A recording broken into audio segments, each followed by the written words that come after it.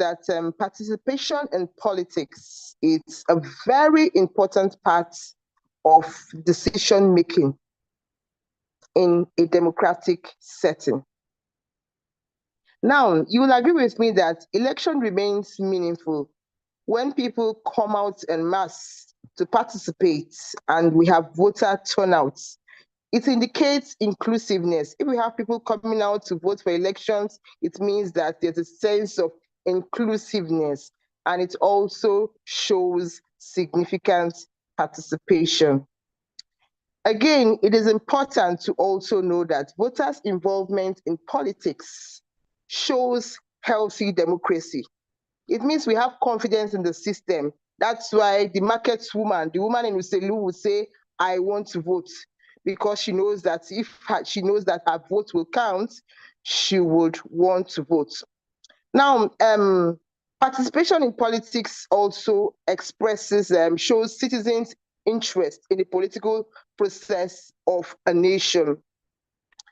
Now, election is a means, as we all know, that allows citizens to choose who to represent them in government. And this is fundamental for development and sustainable democracy. Accordingly, voter turnout is a major prerequisite, or if you like, condition for deepening a democratic process. Now, it measures the rate of inclusiveness and participation of people. Now, but if you talk about low turnout, when we have low turnout in elections, it indicates several abnormal signs that may hinder progress in the practice of democracy. Now, when we say voters' apathy, what comes to our mind? Voters' apathy is a subdivision of political apathy, and it has become one of the foremost democracy quandaries, especially in developing polities like Nigeria. Although voters' apathy is a worrisome trend in some jurisdictions, but it is particularly worrisome in Africa and indeed Nigeria. Now, what is voters' apathy? It is a decline in participation of citizens under the electoral system. Voters' apathy is a situation when the eligible voters are unwilling. I mean, somebody just wakes up, yes, I have my voters, I'm not interested. You understand? So when people who are eligible, 18 years and above, you're eligible to vote, but you're not interested in the democratic process, and then you deliberately avoid participating in elections. If you ask me, I will tell you very frankly that it is a deficient response, indifference, and nonchalance in electioneering. Now, it involves detachments. People are completely detached. That's what it means, voters' apathy, and dispassion, no passion. You know, when people talk about national anthem, oh, I love my country, I'm a patriotic person. When it comes to election matters, when it comes to voting, I am willing to vote. But what do you find in the case of voters' apathy? It involves people are completely detached. There's dispassion. People are not interested among voters for reasons best known to them. Several reasons. We'll look at all these very briefly. Now, election offers citizens an opportunity to always have a say on how they want to be governed. Now, the nonchalant, uninvolved, or apathetic feelings citizens have in a given country expressed during elections, it shows the level at which the representative democracy may be derailing. I'm afraid that is where we are gradually heading to. We'll talk about that very briefly. Now, this is owing to the fact that without sufficient turnout, there can be no true elections. Yes, there's apathy. People cross their legs and say, I am not interested. I was discussing with a professor just recently, and I said, you did not vote in the last elections. Well, she said, that is my own way of protesting. I am not interested. I am angry with the system. Nothing is working. And so I am not interested in voting in elections.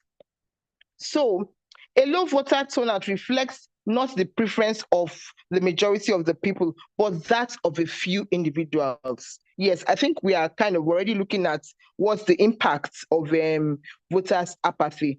You can't get through democracy. You can't have a situation where you have just the interest of a few individuals to be protected. Now, this brings into question the legitimacy of the government that comes into power. But if we have a higher voter turnout, it will not only validate the credibility of an election, but also the legitimacy of government. Now, I want us to look at the causes of voters' apathy in Nigeria, in Edo State. Why do we have voters' apathy? Or do we really have it? Well, in the first place, I think generally, from my very little research, I know that there is voters' apathy. There is voters' apathy because the average man, for example, looking at these upcoming elections, is not interested. So let's look at, is not interested in voting. So let's look at what could be the responsible for this very ugly trend. Now, one of the most common causes of voters' apathy is that people feel that they no longer have control over the political system and there is no point in voting. I mean, if I had to risk my life, for example, some persons will tell you I have to trek all the way from I have to trek all the way to my polling unit, I abandoned everything I was doing and I voted for Peter Obi. At the end of the day, he did not win. If you take statistics, take even within your environment, they'll tell you, I voted for Peter Obi, nothing came out of it. So who are you expecting me to come out? Some people think that they don't have control anymore, whether they vote or they do not vote. The political class will do whatever they want to do. And that's why you find out that some persons are even resorting to religion. Let God take control. I mean, it's not my business anymore. I have done my best. Nobody will tell me I've not done my best. I have tried and nothing is happening. I voted. I trekked. I remember that 2 million man march for Peter Obi. People trekked from Ugbowo to Ring Road, and they said they wanted a change, and then they voted. People that have never registered all their lives. I saw a 62-year-old man who said he has never had any business to do with the election, but because of Peter Obi, he registered, he voted. At the end of the day, nothing came out of it. Nobody should talk to him about election. Sad reality, that is where we are today. Now, in cases like this, voters' apathy is sometimes compared to depression. Yes, it is compared to depression in the sense that it involves a sense of hopelessness and a lack of interest in participation. Partly because of the economic situation of the country and because people feel that their votes did not count in the past, they do not see any reason why they will vote. They are presently depressed. Now, people who experience this lack of agency, and also has described this lack of apathy, this voters' apathy as the lack of agency, they might feel that their vote will make no difference. I've said this earlier. Their votes will make no difference, so why should I vote? Now, they might also view all politicians as fundamentally the same. Yes, because historically, we have had the same political party. You have had PDP, you have had APC, you have had these two political parties. People are thinking, well, they are all the same thing. And people are thinking, okay, Labour Party is here, but are they going to do something different? People are asking this question, and some are saying they are not interested in voting. Now, this sense of a lack of agency may be particularly serious among some minority groups. There are some minority ethnic groups who will feel, for example, there's no need for me to vote. Why should I vote?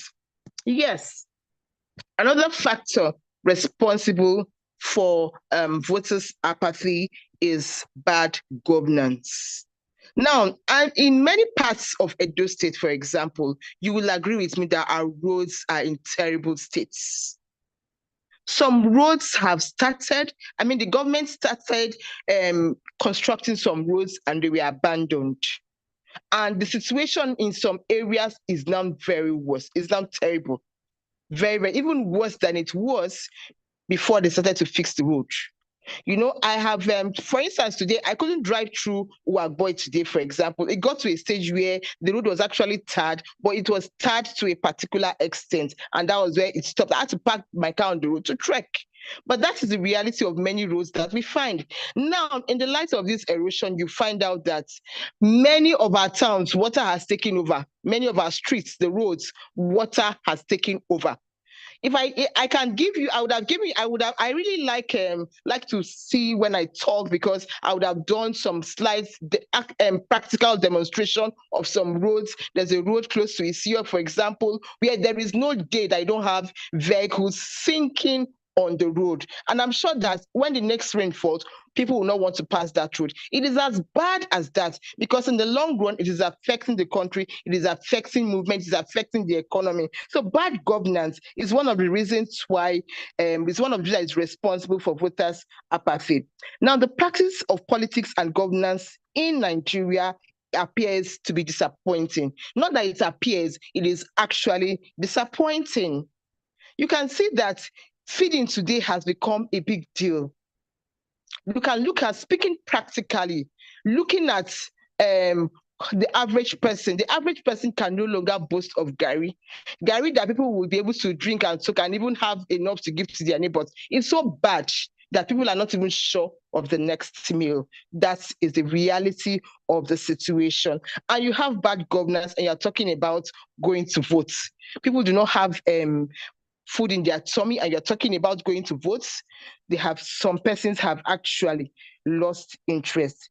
Now, governance could kill the interest of eligible voters. I've said that, because if we look at the Constitution provides that the government has a responsibility to provide security for all citizens.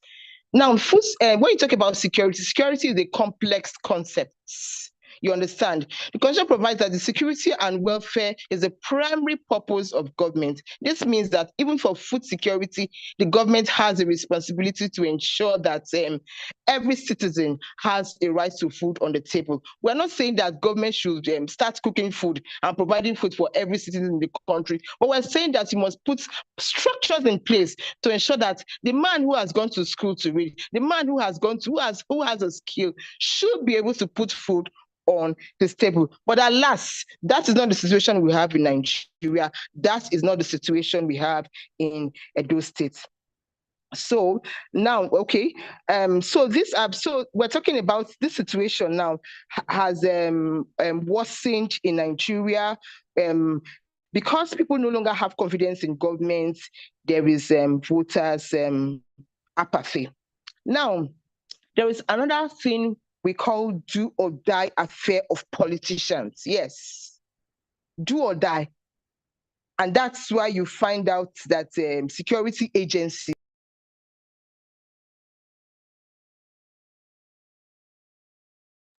have control, yes, because I have control of the military in the country, because I have control of the police, I will ensure that there will be what's an author described as militarization of elections in the country to encourage violence. And you find out that people are intimidated and elections are rigged to push their selfish ambition. So this has led to the lack of interest and apathetic attitude of eligible voters to the democratic process. We experienced a situation even in the last presidential elections where we saw people who were injured, some despite what they saw. We saw a situation of a woman who still, despite the fact that she was injured, she still came back to vote.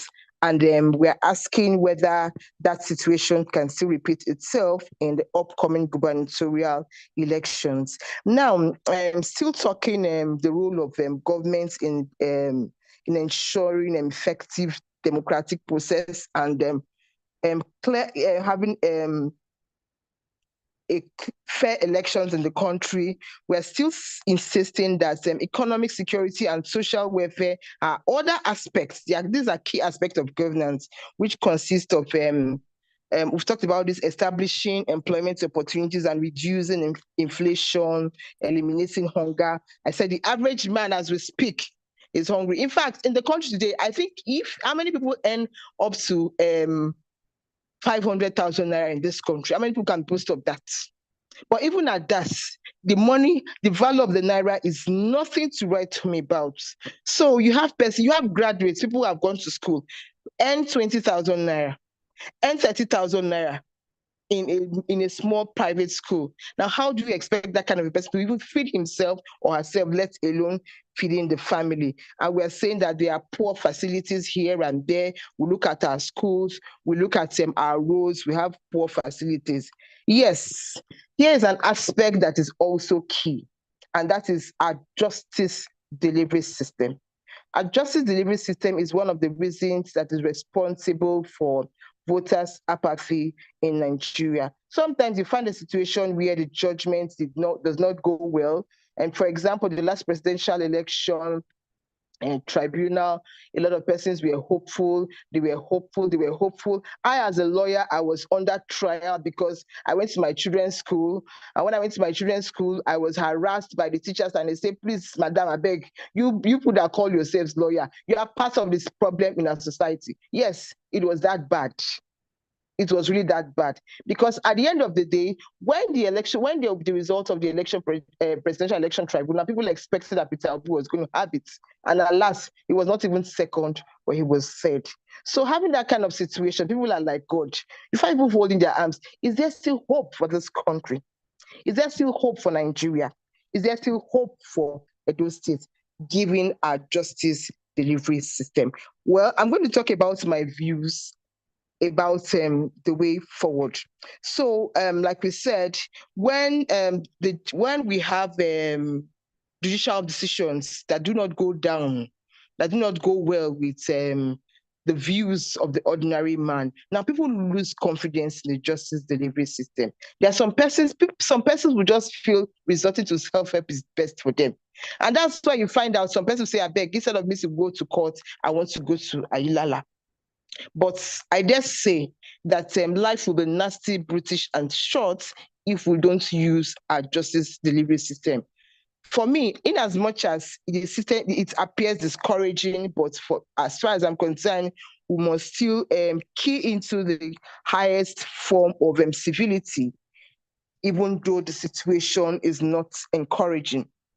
Now, let's look at another reason: electoral violence. Yes. In one of the elections, I did my best in any way. I tried to vote before working as a collation officer. And it was a tug of war for me, because my husband told me that he wouldn't want me to do that kind of work anymore.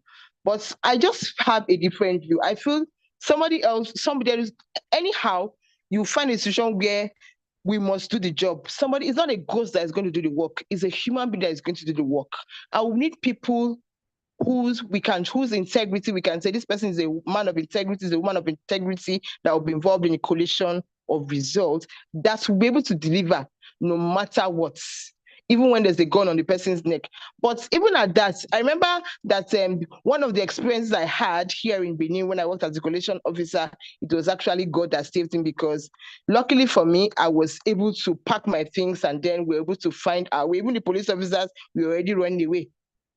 But somehow we were able to run for safety, because at that point in time, there was really danger. So these are the challenges. When there's violence, people do not want to come out to vote. And then people ask you, is it worth it? Why should I risk my life if when I want to go and vote, all I see is all I'm scared of is let me quickly vote, or I might be shot, I might be injured, anything can happen to me in the course of attempting to go and vote. And this is responsible. Electoral violence is one of the reasons why one of the reasons why we have voters' apathy today. And finally, on the reasons, the unfulfilled promises of politicians at campaign rallies and inability to perform as soon as they assume office also encourage lack of trust in elected officials. Now you have a situation where the different political parties, this one is coming to say, I am going to do this, I will tar all the roads, I will ensure that all the schools are this, and everybody is saying the same thing. Now, because we have had failed promises, and People have not gone to court to say, okay, government has failed in this responsibility. What should I do? You understand? We find a situation even when, with due respect, we have human rights activists. Some human rights activists, if you ask me, the word I use, they have now become pocket activists. At the end of the day, people are more interested in their selfish interests. They are more interested in their pockets to the interests of the average person. So because politicians are making heavy promises. All right, thank you so much, Juliet. Can you hear me? Yes. Yes, how many more minutes? You said it's 1 hour, so I works within 1 hour. Hello? Hello? Hello? Hello? Hello? Please go ahead. Okay. Yes. Thank you so much. Thank you so much. Yes. Go ahead. You said we were going to have 1 hour. So maybe we can have question and answer session. Because I'm not doing yet. I'm still talking. You know I'm a teacher and I like to talk. Can you hear me? Yes, please. Okay. Yes, there's gonna be questions and answers. When I tell you I'm enjoying, don't worry, I'm enjoying what I'm doing, and I'm sure every other person here on this platform now is enjoying it too. That's why they are not complaining. But if you can kind of wrap it up so that we can actually discuss, because you have mentioned a whole lot of things. Okay. Thank you so much. I really appreciate. So let's briefly look at what are the implications of voters' apathy. What are the implications of voters' apathy in Nigeria, in Edo State? Now, Abraham Lincoln, for example, believes that democracy is the government composed of the people, established by the people, and for the benefits of the people. This refers to the selection of governments from among the people and to provide basic needs to the people. Now, if you ask me, this view, Abraham Lincoln's view, corresponds or is in tandem with the view that was expressed by Franklin Roosevelt. Franklin Roosevelt was a former American president who said, please permit me to abridge his words. Let us never forget that government is ourselves and not an alien power over us. The ultimate rulers of our democracy are not a president and senators and congressmen and government officials, but the voters. Please, I want to emphasize, but the voters of this country. Hence, what we are saying is that the people have spoken with their votes. So people speak with their votes, this type of government that they want. If people are saying they want a Peter Obi, why don't we give them the Peter Obi that they want? And they shouldn't be victimized because they have cast their votes for a particular person. And even the Frenchman, Joseph de Maistre, said, every country has the government it deserves. Every country. That, again, is also subject to debate. Every country has the government it deserves. It's a combination of a whole lot of factors. Because sometimes we ask ourselves, is this what we can get as a president with the greatest respect? We have millions of presidents, about 200 million. Is this what we have to produce out of 200 million presidents? That is a question we have to ask ourselves. So the dominance of voters' apathy in Nigeria, in Edo State, is an indication that there is a disconnection between the people and the government, the selected government. There's a disconnection. And let's be very careful, because persistent apathy makes the government an alien power over the citizens. I dare to tell you, a time there was in this country, you'll agree with me, oh God, president wants to speak, and people will abandon their markets, they abandon their offices, they are glued to their radios. President says he wants to speak on an issue. I'm not sure that is the experience now. People are completely detached. They don't even want, they are no longer interested. They have completely lost hope. Now, these developments will lead to a lack of legitimacy on the part of government. Yes. And it will also produce a weak institution. poor voters turnout is a sign that the outcome of the election does not represent the choice of the majority, but the minority.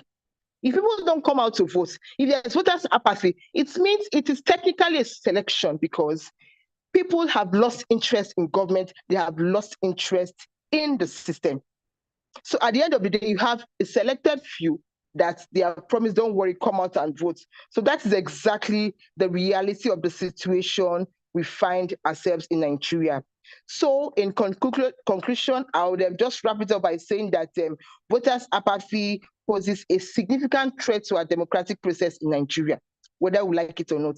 It undermines the legitimacy and effectiveness of elected government. We're talking about, the topic is all inclusiveness. How can we achieve all inclusiveness when we have voters' apathy? It's a big issue because, like we said, it is driven by factors such as political disillusionment. Then we have lack of trust. So how can we find a way around this? I think I will summarize in just a few words. Now, we should enhance voters' education. I know this is a tall order. Election is around September, gubernatorial election. What have we done? What has the government done? What have you and I done to ensure voters' education? How many persons have you spoken to in your streets, in your home, to say we should still come out and vote? To say we cannot fold our arms and begin to say the decision is bad. The decision is bad. Should we continue to fold our arms and allow it to degenerate? We should ask ourselves these questions. There in the political class, there's a need for them to increase political transparency, and then we need to foster civic engagement. Now, these are essential steps towards revitalizing, if you ask me, democratic participation.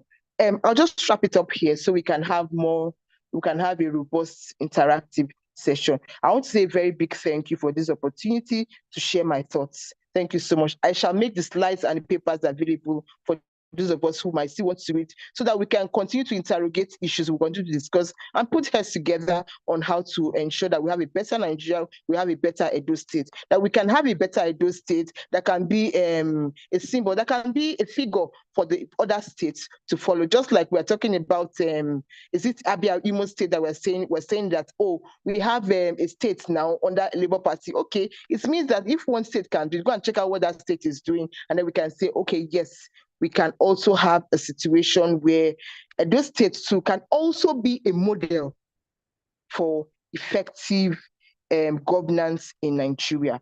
Thank you very much.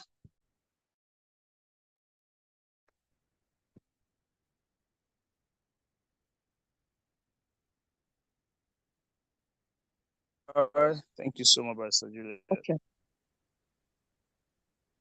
Thank you so much. I appreciate the time you spent doing these great analysis and teaching actually to that topic. Thank you so much. Thank you very much. We want to allow for questions from I know you've answered most of the questions that personally I want to put forward to you. But I will allow others to ask questions. I'll still ask you questions too. Okay. Let me allow.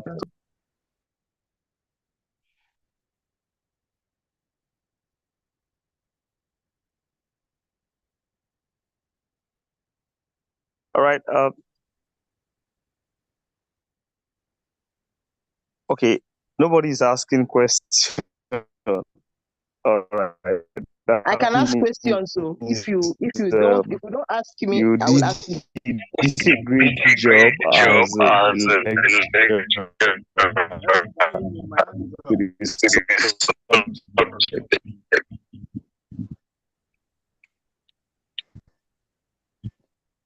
all right, let me ask you.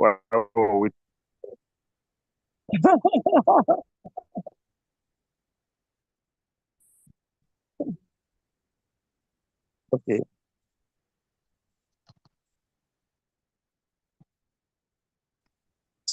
So someone wants to ask a question. Go ahead, sir. Go ahead. Sir Egbe Abonifo, you are recognized. Okay, thank you, Elvis, for the opportunity. I want to especially thank the guest speaker for the the explanation she did on the topic of discussion this evening. Now, like you have rightly said, it is because we have identified all of these challenges that we are worried and thinking, what do we do now? From the Obidient group, to good governance started in 2023, and that's where we still are now. And this category of people are still very particular about achieving this good governance for the country. And now, but the way the politicians are playing it are beginning to scare not just even the followers, even those at home that are seeing what is happening. You have situations now where there are infights between parties, you have fights among parties, and resulting to even threat of life. So now, if we have all these people not participating in these elections, it automatically comes down to the fact that we don't have a representation of what people want for themselves. So what do we have to do as a people? Considering the fact that we have also already started the drive for governance, and we can't go back on that. We need to do, even if we cannot achieve it in a do election, but we must be consistent with whatever thing we are doing to ensure that questions are placed so that we can experience good governance in the country and all over the place. Okay. Sorry, you are talking about problems within political parties. I didn't get that question right, please. The network is actually I'm talking about voters' apathy and yes, all of voters' apathy. And I just give practical instances, like countdown to elections now in Edo, September 21st. Within this period now, we see a lot of infights here and there, infights among the parties, infights between the parties. All of these are scary. And all these two are going to add up to voters' turnout even on that day. And I'm saying, what do we have to do as a people to be consistent on so that we can begin to get these things right at one point, even if not in this election? Okay.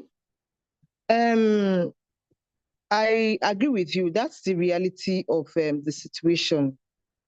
It's a tall order and it's a very difficult one.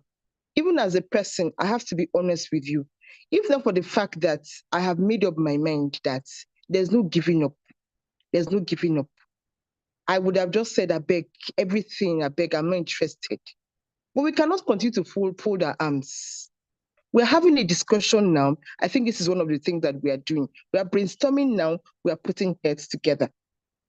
So I think that we shouldn't be discouraged about what we are seeing, because for all that it is worth, we might just see that there might just, even despite the fights, there would always be fights, there will always be problems.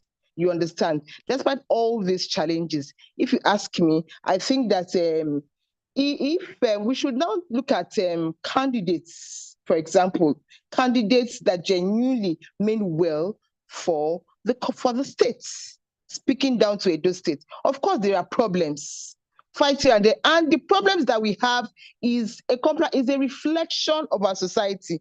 I have to be very honest here. And being honest means that people are more interested in their pockets. People are more interested in their own selfish interest to the interest at the expense of the interest of generality of people. And that's why you see some person, they'll tell you, you are forming good Samaritan now. Are you telling them that if you get to that position, you're going to do any better? And this is also a reflection of the moral values that is gradually going down the drain. Our families, our values. For me, I am an example. I'm saying this with every sense of humility. I'm from a very modest background of the fact that there are some virtues my father held onto. And sometimes, even when I want to go astray, I remember my background. I remember my husband. I remember certain things. So even when the situation is this bad, I don't think we should give up. We should still look at a situation. We should find a way out of the bad situation rather than fold our arms and say it's a bad situation. It means that education should continue. It means that in our communities, we should still continue to talk to people. The situation is bad, but it can be better. We cannot fold our arms. We should continue to encourage ourselves and say that Nigeria is still the only country that we have. I was telling somebody today, I said, I don't think it will be easy for me to stay outside the country because I love communal life. I hate the situation where I'll sit in my house and lock my doors and don't have to talk to my neighbor or come out and gist with my neighbor. You understand? So Nigeria is the only country we have. If we have this at the back of our minds, it means that even when things have become this bad, we are not going to give up. We'll keep pushing on. Any group you see you find yourself, it means that you should see yourself as an instrument of change. Let us still continue to drive this message. Doesn't it amaze you, or all of us here, that despite the fact that the situation was already very bad, but when Peter Obi came out, you understand, to drive that change. And I'm sure that he has not given up. That is why he came to Edo State. If he had given up, would have said, hey, you see now. But he didn't give up. Till this minute, he has not given up. When he came to Edo State, I said, okay, it means that there is still hope.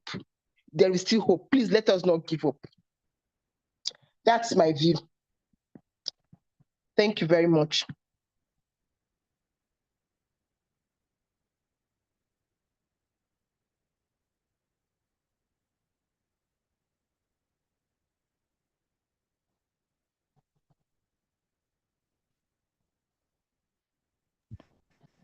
Thank you very much, madam. I don't think Elvis is still on this platform. Let me see. Okay, he's back. Okay, Elvis, go ahead.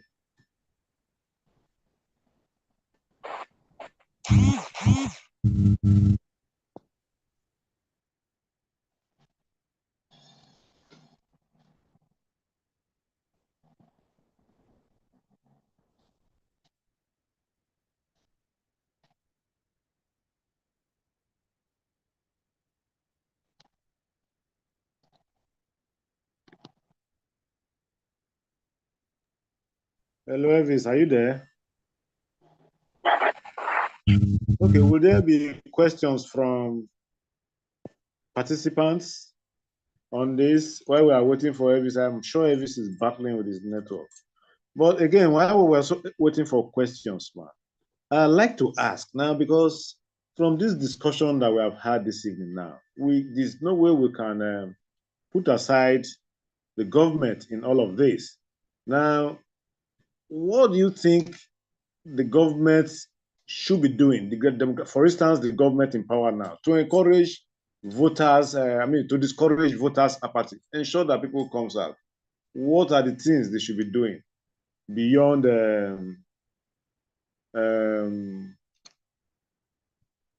beyond just trying to talk about it?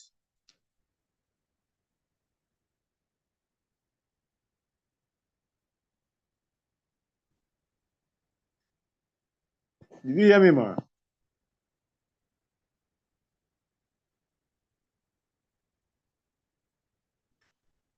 Hello, Barrister Juliet. I think she's muted. Yes, she's muted. I know, but that doesn't mean that she can't hear. Hello. Okay, yeah, the question is, what do you think government should be doing now? Because government actually seems to be a major player in all of this. For instance, if we have a government in place by end of this year, so that means that government has 4 years to go. So what should they be doing to encourage? Because a lot has to do with government. Because they are like caretakers and in charge of all the policies and people management for the states and for the country, you know. So what do you think they need to be doing so that if some of these people that hear us talk, they go into government, they will understand that this is what we need to do to get these things done, to get the people involved. So how do you think government can help this situation? Okay. You see what the truth is, that people don't even have confidence in the government. Generally, people don't have confidence in the government. So now, before government will come out to speak, it means that people should have some measure of confidence in that government. But because people don't have confidence in the government, they are not interested. You can see that it's a complex problem. So this justifies the fact that there's a heavy burden, a very heavy one, In criminal cases, I know that generally, when we say proof beyond reasonable doubt, in criminal cases, you say a case must be proved beyond reasonable doubt. It means that government has a high responsibility to tell the people, enlighten the people. It means that by this time, we should have jingles. We should have billboards, not destruction of billboards now. You understand? We should have a situation where, please, come out, encourage citizens to come out and vote. And tell them that there's going to be a level playing ground. Government should ordinarily at this point be detached. So at least convince the people that there will be a level playing ground for all the parties, and then we should have INEC coming in to say, okay, to prepare themselves for elections. Because for me, I don't get the vibes that the election is very close. I don't get it. I don't get it. Everywhere seems to be silent, and people are as if political parties are hiding. They are having their secret plans of carpeting, cross carpeting, and all that. So the core of this voters' apathy in the state is addressing the average man in the streets through effective education, effective political education on the need to come out and vote. Some persons have problems with their voters card. What have we done? This thing has to be done probably every street. It means that every local government in the state, every street, except we are doing that kind of aggressive political campaign, political education, we're going to have a problem. I'm telling you the truth. That's the reality. It's a problem that I see. And when I saw this topic, I said, wow, it's as if you already know the fears I already have. It's a big problem. Except that kind of effort is made, you'll be amazed that people will sit down in their homes and cross their legs. I'm telling you the truth. So that's what government has to do. That's my take on that. Okay, thank you very much. Let me add this. Let me just add this, please. You find that you find that our problem in this country is very complex. Our problem in this state is also complex. There are so many streets, for instance, now, for example, you don't have lights. I can mention areas where they've not had lights for 1 year. I was telling somebody that, in my area, we've not had lights for 4 months. And they said, yours is even good. Ours is about 2 years in this state. So what do you want to tell the people? To come out and vote? It's a big problem. And my phone, as I'm talking to you, is plugged to solar lights. Like I'm using solar now. There's no lights in my house. You see people go around with their phones and their power banks. The man in the street, the woman in the village, does she have a power bank? Is there lights for her to listen to? Okay, this is what government has. So it's a systemic failure. Okay, madam. If we look from the point of view of this analysis, it is assumed that government does not want to do anything about it. But you see, there's this wave of young people wanting change, and part of or the fastest way to even achieve this change is to have the people come out to come and vote. That's the simple truth. Like you have analyzed in your presentation. You see, when these people come out and they follow the process, they stay back at the police station and polling unit and all of that, it's difficult to manage this result. But when these people don't, it is very easy to manipulate this. So I believe that government are interested in doing so much to ensure that this awareness is there and is created. So, but we, as a people, very hungry for change, what can we now begin to do? Like a work plan for us to sensitize the people and say, see, your only hope is your voter's card, and you must take advantage of it. It's your civic right, it's a responsibility. And all the country. How are we going to do it? It requires a very comprehensive work plan. I think so.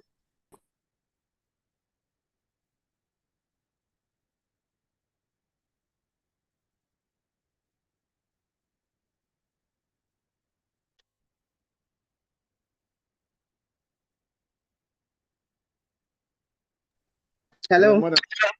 Hello. Yes, I can hear you. We are talking about the need for a comprehensive work plan. Yes, I was saying that it is clear that government itself is really not interested in creating this awareness that will make people come out on election because if it is achieved, might eventually work against them, might work against objective elections. So now, but we as a people, continuing from where we started with the zeal for change. Now, what do we need to do among ourselves? What we need to do? And that was where I said it's something that requires a comprehensive plan to talk, but to put to commence actions on all these things so that we can actually be able to convince the people and let them know that, hey, this is your only hope, your voter's card. And yeah, so how do you think we can go about it? As a people? Well, like I said, we are saying the same thing. It's just that we're saying it in different ways. We're talking about education, because besides education, I don't know of any other means besides sensitization. This sensitization has to be massive. There has to be programs that are continually organized. If we have groups, for example, who are genuinely passionate about driving a change, then it means that programs will have to be organized as often as possible in places to catch as many crowds, to catch as many persons as possible. Now, if we have desensitization, then it means that half of the problem is solved. Then it means that people would come out and vote. But to be honest, I have to be very honest. Talking about the comprehensive work plan, I cannot say I have that comprehensive work plan right in my head, but I can tell you that it's a tall order and it's not an easy task. It's not an easy task because I'm saying this because I teach in a university community. And sometimes I teach land law. Sometimes in the course of teaching, you digress and you see how many of you have voters card, because I teach a 400 level class, and in 400 level class, the students are all above 18. And then you ask them. And then when you hear views from young people and say they are not interested, you have colleagues around you, you have communities around you, and you're still telling them, aren't you coming out to vote? The last time, what if I have to do my small statistics from the number of persons I have taught, from the number of persons I've had contact with, and they are still telling you, the last time I voted for Peter Obi, what came out of it? That's it. You understand? I said, okay, this is Edo State, the elections are around the corner. So it means that we are not going to give up. We'll still have to find a way to keep sensitizing people. You understand? We still have to do it. We still have to do it. If the work plan you're talking about, it might just be it can be local governments by local governments. And then for every local government, you will be talking about the number of places you have covered, the number of target audience, public fora, begin to talk to people, then one-on-one sensitization. I think if we're even doing that regularly as a people, we can to some extent, at least. We might not be able to say capital no to voters apathy, but we can do something that would increase the number of persons who are eligible to vote, encourage them to come out and vote. I'm presently doing a research I'm looking at women, participation of women in politics, and I'm doing an empirical research in that area. You understand? So that's it. We will just keep on pushing as a people. Thank you very much. So we are free. We can express our views. I'm taking notes. I'm taking down notes of our questions. We can express our views, our critique. You know, those of us that are teaching, we like to listen to. We like to hear. We like to hear contrary views. Okay. I can see Frank Agwebo's hand up now. Okay, Mr. Frank Agwebo, please unmute yourself and make your contribution. Thank you very much, my honorable speaker. You have said it all because from where I listened, you finished all the things that ought to be said, in this lecture. And our brother Igwe also contributed, importantly, because I personally see this thing as government fault too, because most of the candidates are so desperate. They want to always win. They don't believe in losing. Even though in their mind, they know they will lose. They want to do everything by everything, stockpile arms for hooligans to disrupt elections. And at the end of the day, most of those people that are affected during the elections, the government abandoned them. And at the end of the day, they go and nurse their injuries. So most of them, that party is, in fact, reducing it is just another word. I don't know how to put it now, because to reduce it, the government on its own, they have to be sincere in doing this election. They have to come out openly and make sure that anybody that does violence during the election are dealt with. Most of the policemen in those centers, they are not armed. That last time, the women that were, police women that were in our polling booth, they just see somebody, before you know it, they started putting their clothes, putting their uniform and wearing mufti. They said they are coming, they are coming. People, they were just changing their uniform. So those are the government will never come out sincerely. Even the government of the one that even they will do everything possible to make sure they win. And in the process, people will get injured. And when you see that somebody is injured, okay, like let me give for instance now. During the last election, we trekked from Ubioko here with my wife from here to Ring Road, and we trekked. By at the end of the day, nothing happened. I've been begging her that we must vote this time. She said she's not good anyway. She want to even take her card, that she just want to vote again. Okay. So there are people who have made up their mind that they will not vote. There's nothing you will do about it, because all the people that are shouting Oludi in the streets now, most of them may not even come on that day. Because those people that the APC, PDP, is like two principalities on both sides. They are making sure they want to kill and make alive to make sure they win at all costs. I don't want to go and die for just one vote. So it's going to be very difficult, say, eliminating this apathy thing. Maybe the government will have to start early, but right now I think it's quite late, because we are a few months away from the election. That's my own position, my sister. Thank you for coming. Thank you so much. Thank you very much, Mr. Frank Agogo. Pastor Lawrence, please unmute and then ask your question, make your contribution. Okay, thank you very much. I've listened to what we are saying, and I want to appreciate our sister that is taking notes and answering our question. The learned woman, you're welcome, ma'am. Thank you, And sir. my question is very simple or straightforward. I want to ask concerning Obidient movement in Edo State. You know, for long we have been shouting Obidient movement is Edo State is the mother or father of Obidient movement. But at this stage, it looks as if it's not what was said. So my question goes like this: what is the Obidient movement doing to change the narrative? Because we are saying government. Fine, government will do their work, but we know that no PDP government will allow any other party to win in their states.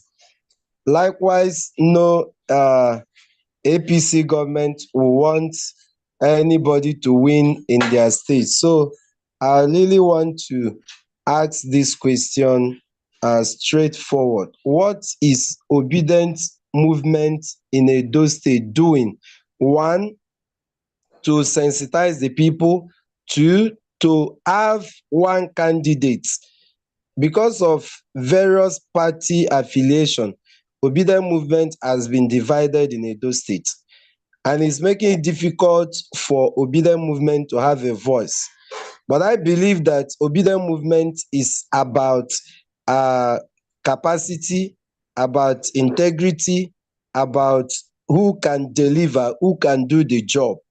So I really want to know, have we really set aside this is the right candidate, because now P2B has come and has given us a Labour Party candidate because that's his party. So are we aligning with that party to deliver Labour Party in Edo State? What is Obidient movement actually doing in the now and moving forward to make sure that the voice of Obidient movement or obedience are heard and registered in Edo State? Because Edo State is crucial. Thank you very much. Okay. Speaking legally now, I have not done a research. I'm a teacher and a researcher about obedient movement. So whatever I'm going to tell you now is my personal view or my personal thinking, my thoughts about the obedient movement. Now, what I think may be contradicted, but this is my candid view. Now, obedient movement is an offshoot of the people's reaction to poor governments in Nigeria. For me, obedient movement, for example, was what we heard came from the obese. It's like when you hear people talk about revolution, the French Revolution. I don't know that you understand. Like it was a public thing that came up. You understand? I may not have specific details, but this is what I think. We're saying that it came out to probably redeem the average person of the shackles of poverty, the shackles of unemployment, of myriads of challenges bedeviling the country and bedeviling the states. You understand? So we just had obedient movement. So I am thinking that obedient movement is an offshoot of Peter Obi's idea of an option of Peter Obi's idea of having a better Nigeria, which replicated itself in Edo States.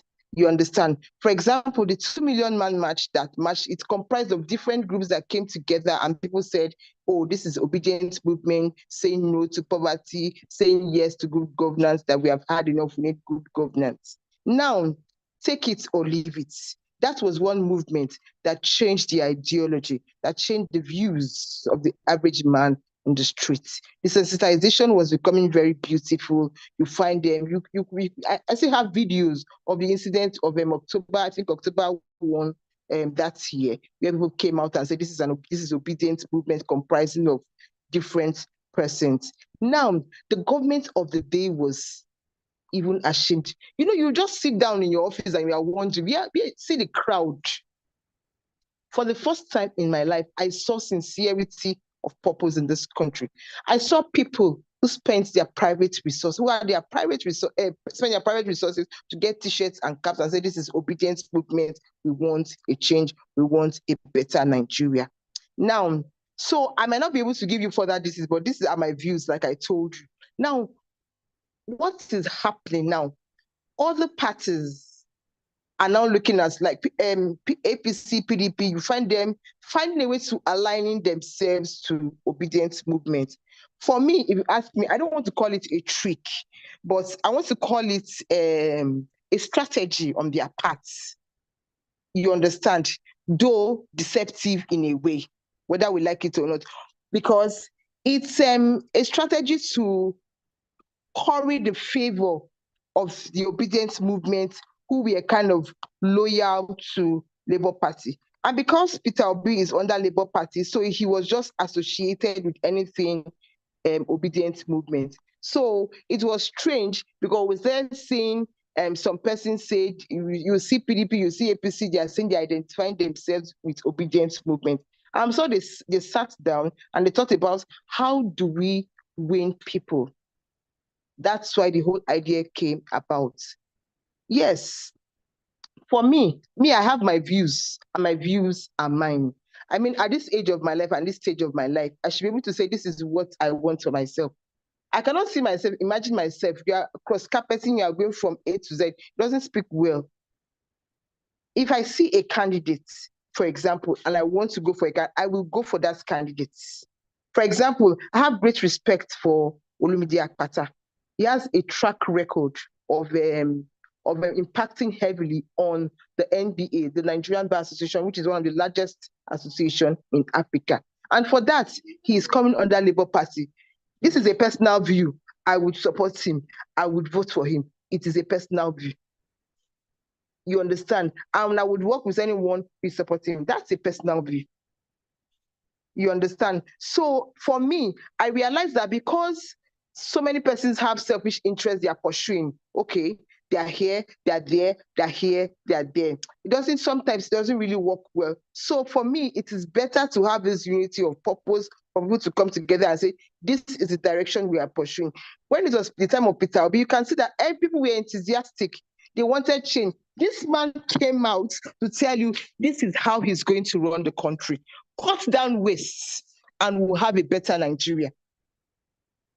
Come to think of it, how many houses do we need to live?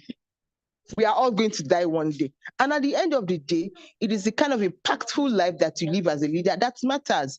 So the obedience movement, as we speak, is still shrouded. The obedience movement, as we speak, is still shrouded in controversy. I have not read any court movement, any court decision. Maybe if I have read it, I can be speaking authoritatively, but I don't know of any court movement, any court decision that has taken specific pronouncements on the obedience movement. Is the obedience movement, is it a registered association? I don't know if you understand what I'm saying. I saw it more like a mini revolution of charting the way for effective government in Edo State and in Nigeria. Thank you very much. Thank you very much, Madam. Pastor Lawrence, I hope has been answered. Queen Shola, we'll just take your last question as we round up. Please unmute and ask your question or make a contribution.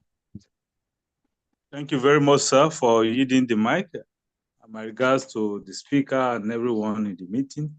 My question goes thus. Yes, voters' apathy is a very worrisome development in our political process, and is as a result of the trust deficit of the electorate in the process. In respect of perhaps insecurity, rigging, the possibility of rigging, of course, then that votes may not count in some cases. So in what ways can this be guided against going forward? That is one leg of the question. Then then back to the topic, voter apathy, a major determinant for an all-inclusive election. So it got me, I just need, clarification as to how voters' apathy will be a major determinant for an all-inclusive election. Thank you. Those are my questions too. Thank you. Okay, sorry. The first, I got the last one very clearly. The network was breaking for the first one. The second one was how voters' apathy would ensure all-inclusive election in Nigeria. No, how voters' apathy can be a major determinant. A major determinant for an all-inclusive election. Okay. Then the first one is that considering the the nature of voters' apathy in Nigeria, how can this be curbed or guided against going forward? Thank you. Okay. I thank you very much for your questions, and I think that your questions will be a reiteration of what we have said earlier. We did note that voters' apathy, it's a phenomenon that is designed, or I won't say designed, that tries to divide votes, if you ask me, or that will not bring out what people really want. For example, you and I speaking here, we want good government, we want productive government. But what happens? Okay, how many of us are here? Let's say we are 10 on this platform. I want to speak practical, like a teacher that I am. Now we are 10 people. just the way we have maybe, let's say in Edo State, let's say we have 10 million people, or how many million, or let's say 5 million persons we have in Edo State. And out of this 5 million, we have 2 million people that are eligible to vote. And out of these 2 million people that are eligible to vote, we find a situation where only maybe 500 come out to vote. Out of those 500 that come out to vote, it is one of the political parties that have given them money to come out and vote.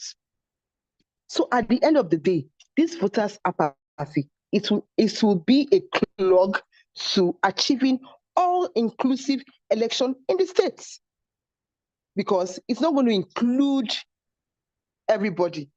Only a selected few persons who have probably been bribed, or a few persons like myself and you who have said, do or die, this is my country, I must go and vote. I must go and vote and defend my votes.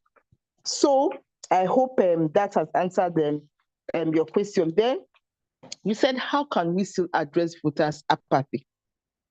How can we address voters? We have said that political education is one of the ways through which we can address voters' apathy in the country, in the states. It means that people should be enlightened that these votes they are seeing, it's their voters' card, it's their right. And if people are telling you that if I tell people that it's their right, they'll tell you that I have exercised my right in the past. What has it fetched me? That is the more reason why we should come out and say, I will continue to push for my rights. I will continue to push for my rights no matter what, no matter the circumstances, I will push for my rights. So we'll have to find a way to encourage people to say that, indeed, in some jurisdictions, in some countries, I don't think they will be going through half of what we are going through, because we know how to be and manage a lot in this country.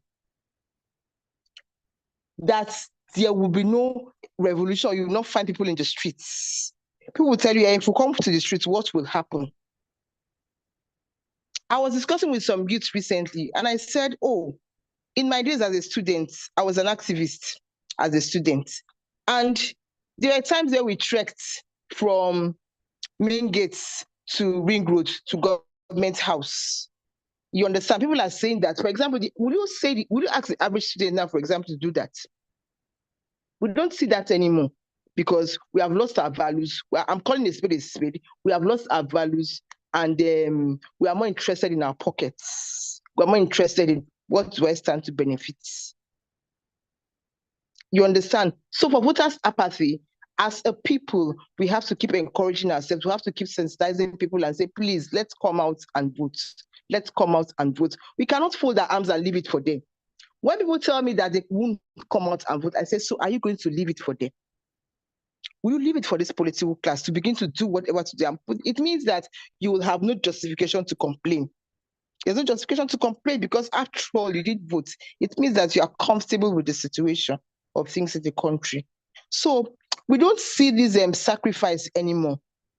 Let's try it. For me, if you ask me, if we try to be our brother's keeper, we can still have a better Nigeria. It's just like some cases that we do as lawyers. There are some cases we do in courts.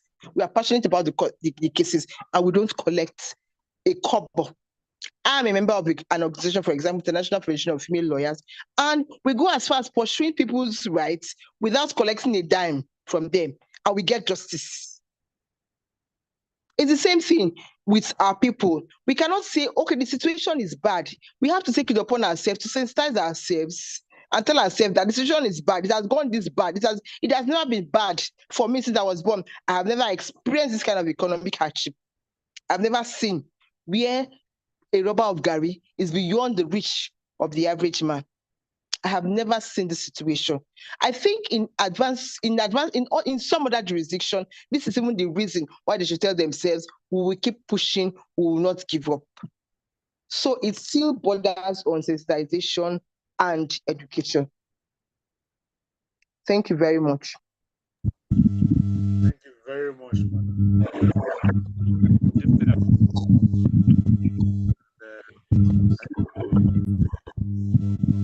Town Hall series.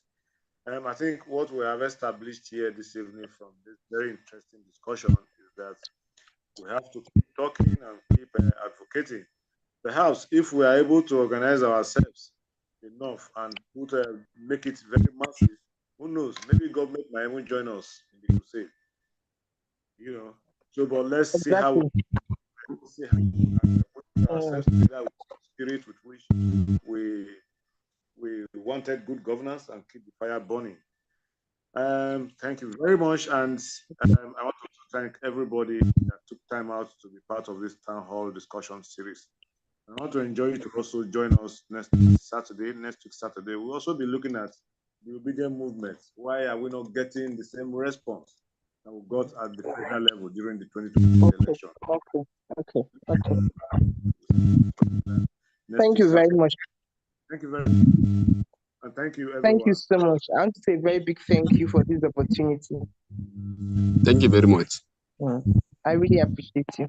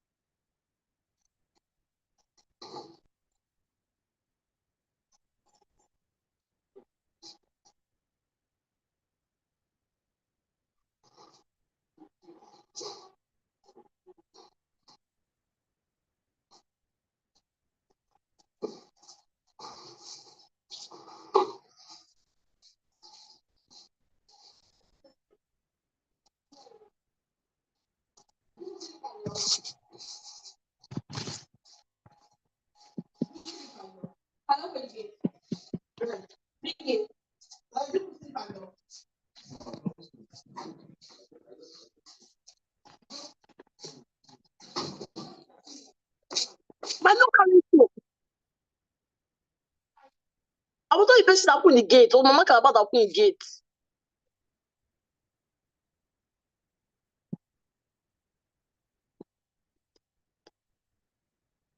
I bet Mama Kalaba was not Mama Kalaba that opened the gate. I bet you push not to you.